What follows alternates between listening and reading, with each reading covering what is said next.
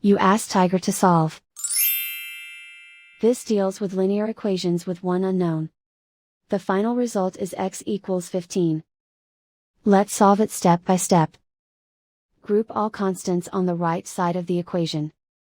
Subtract 2 from both sides. Simplify the arithmetic.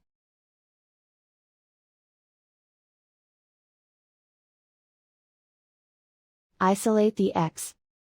Multiply both sides by inverse fraction 3/1. Group like terms. Multiply the coefficients. Simplify the fraction. Simplify the arithmetic. And so the final result is x equals 15.